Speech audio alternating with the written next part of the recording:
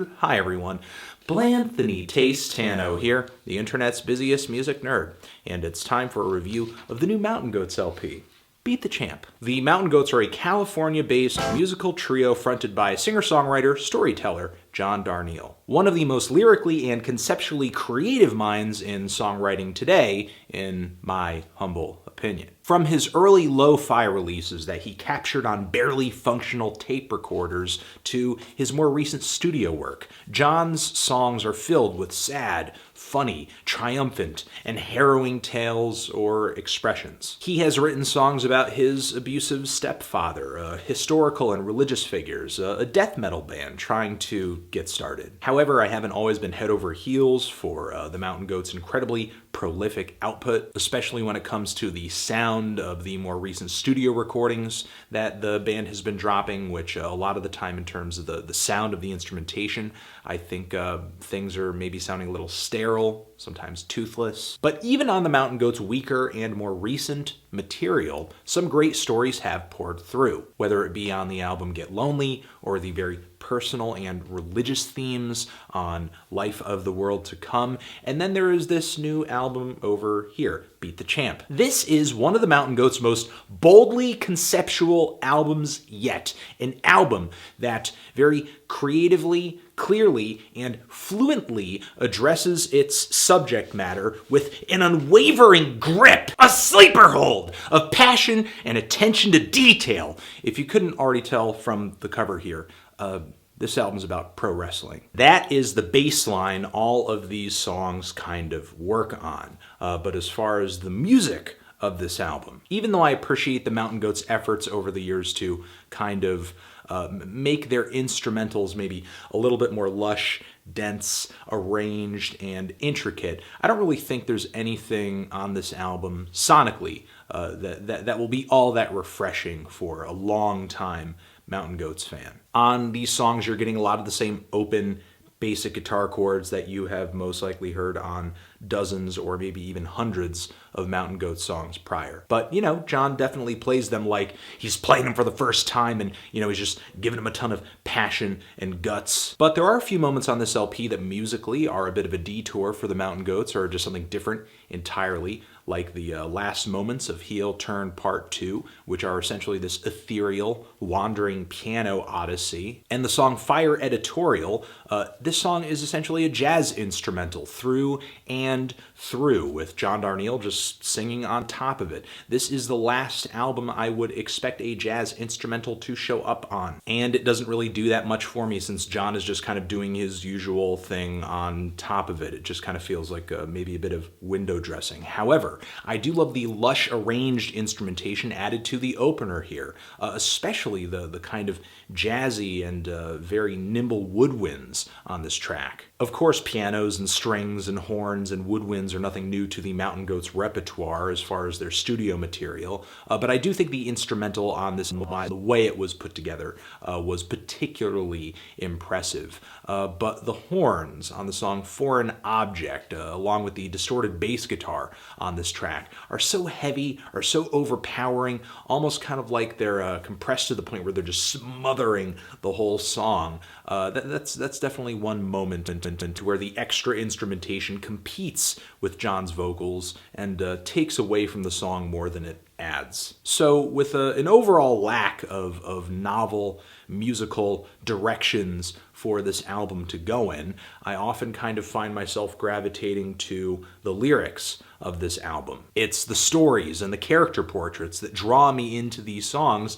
and John does not skimp on this side of the album. I actually think John delivers in spades on the lyrical side of this record. I think this is one of the better albums the Mountain Goats have released in years as far as lyrics go. We have the opener Southwestern Territory, which kind of seems like this beautiful poetic depiction of this pro wrestler having a solitary moment before he goes out to perform in front of the crowd, talking about personal stuff like trying to write in this diary for his kid, and also performance stuff like knocking this guy's nose into the back of his head and the cheap seats going wild. Then we have the track The Legend of Chavo Guerrero, a song that I really think the Mountain Goats just phoned it in on this instrumental. There's just nothing special about this instrumental to me, but the story.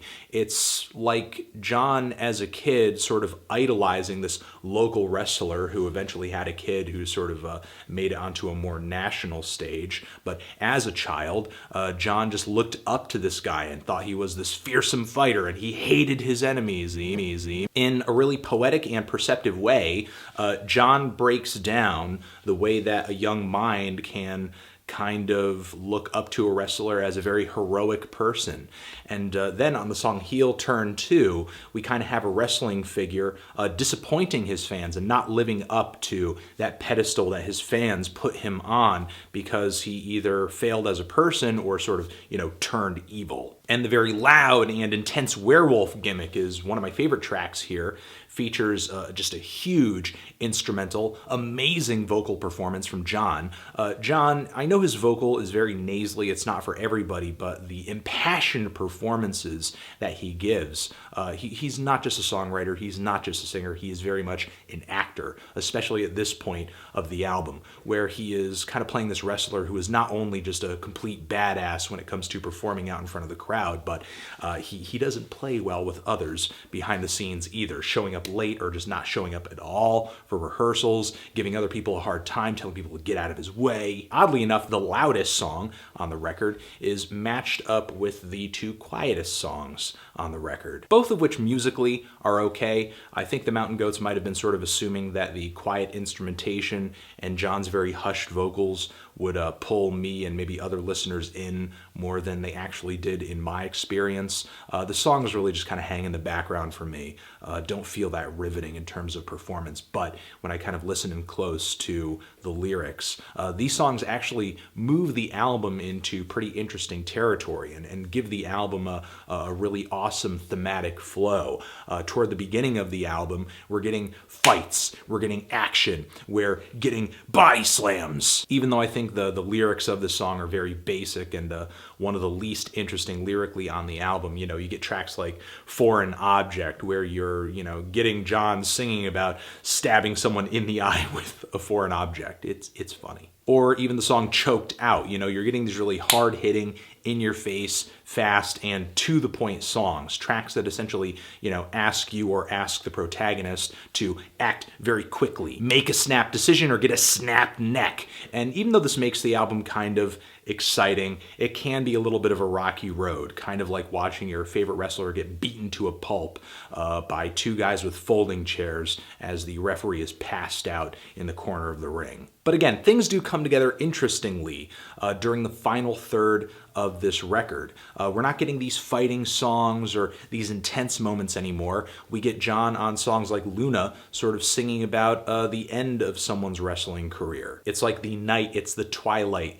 years of this person's time in wrestling. And then with the song Unmasked, it's not like this dramatic, I've unmasked you moment. It's kind of like unmasked in the sense that I'm out of that life now, and all I have left are these memories and these old friends who are dying. John starts talking about wrestlers who are aging and finding a life beyond wrestling, like on the track The Legend of Bull Ramos. And on this song, it doesn't really seem like it's wrestling related at first, to the point where our protagonist is injured and then he is recognized as a former wrestler by his surgeon. The closing track on this LP, though, brings things back around to a strong wrestling theme with the title Hair Match, which is a style of wrestling match where, you essentially lose your hair, maybe even lose your mask at the end of the match, by, sort of buzz cutting the person who lost. And man, the lyrics on this track are fantastic and one of the best lyrical finishes of any Mountain Goats album thus far, in my opinion.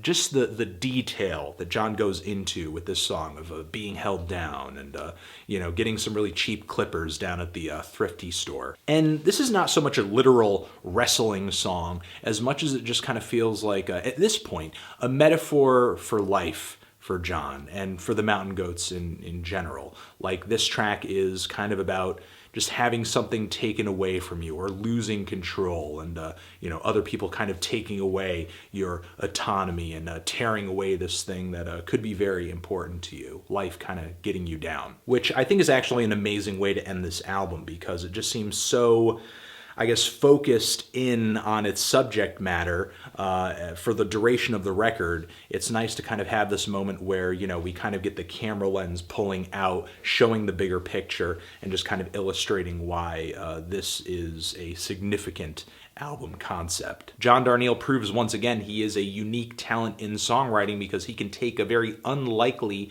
topic and turn it into a pretty compelling album. And even though the instrumentals on this album didn't blow me away at first, and I guess they're not really blowing me away now for the most part, I do like them a little bit more than I was when I was originally trying the album out. You know, it's just really the power of the storytelling on this album that just really fuels these songs. That's pretty much the case for most Mountain Goats albums anyway. I'm feeling a strong 7 to a light 8 on this album. Transition. Have you given this album a listen? If so, did you love it or did you hate it? And why? And what should Anthony review next? My name is Cover Killer Nation. I do heavy metal reviews here on YouTube, and I love me some men vocals. They're the only ones I'll listen to. Anthony Fantano, men vocals forever.